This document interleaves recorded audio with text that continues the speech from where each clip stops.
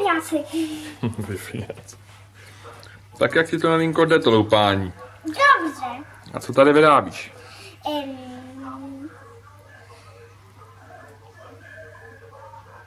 Co to bude?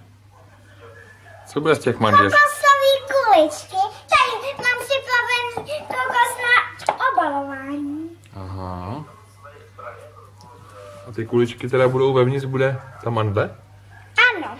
Aha. Takže takhle loupeš, jo? A jde ti to? Jo. A mám už připravený ještě na to něco? Nějaký těsto? Jo. Už jo, kokosový těsto.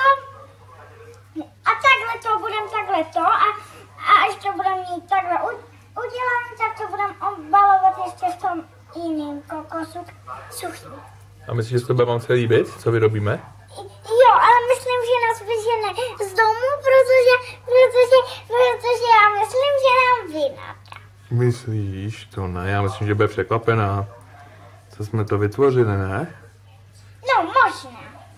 Tak uvidíme, no. Jestli se nám to podaří, viď?